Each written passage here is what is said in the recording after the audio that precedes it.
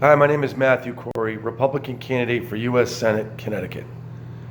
I wanted to talk about the Tax Cuts Jobs Act. This is a great bill for American companies and a great bill for the American worker. This is going to incentivize companies to reinvest in this country and bring back jobs. Now, the biggest argument the Democrats have is corporations are going to buy back stock. Well, of course they are. And that's good for anybody's 401k, and that's good for U.S. corporations. But in a booming economy, companies do not hunker down. They grow and they want to expand. And the second part of this bill that really it should be enthusiastic for the American worker is where businesses get to write off 100% deduction on the equipment they buy. So we already heard FedEx is going to buy a new fleet of trucks and some new planes. That's great for Boeing, and it's great for Pratt & Whitney, who builds those engines. It's also good for the American worker who builds those trucks, which happen to be good union jobs.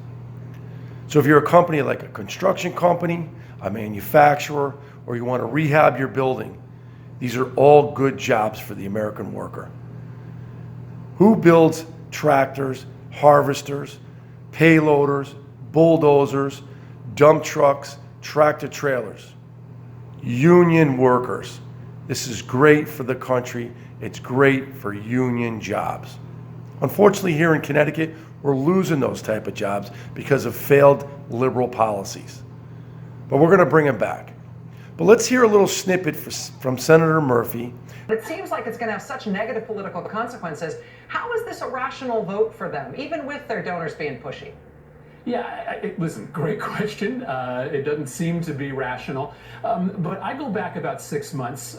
When we looked at the first few fundraising quarters in House races and Senate races across the country, something surprising happened. Democratic challengers were outraising House incumbents. Now, that rarely ever happens, and yet it was happening in dozens of races. And there were two reasons for that. One, Democratic enthusiasm is up. But two, there really is no low donor Republican base any longer.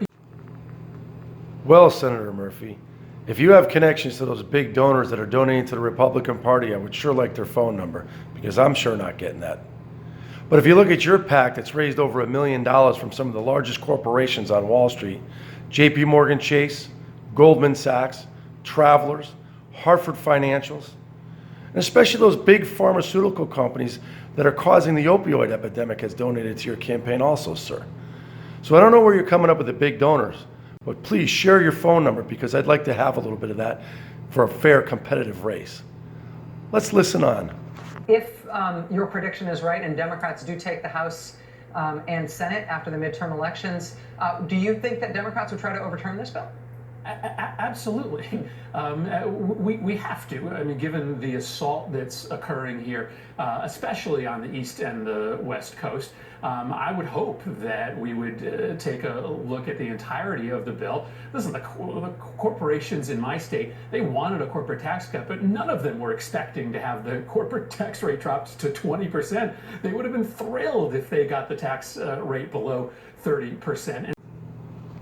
Now, this is coming from a guy that went to law school for banking and real estate, and someone who couldn't even manage his own finances because he couldn't pay his mortgage. But while everybody else was suffering with mortgage payments, Senator Murphy took advantage of the connections he knew and got some mortgage forgiveness. So Senator Murphy must be living under a rock, because he doesn't understand Connecticut and how many U.S. corporations are leaving. We just lost GE to Massachusetts. Aetna moved to New York. There's actually Medtronics down in New Haven moved most of their corporation over to Ireland because of the corporate tax rate. So coming from a guy that doesn't understand finances, because we're losing jobs. So I don't know what he wants to return to the middle class, but I know I'd like to return jobs to the middle class, the ones that we lost. Let's hear a little more.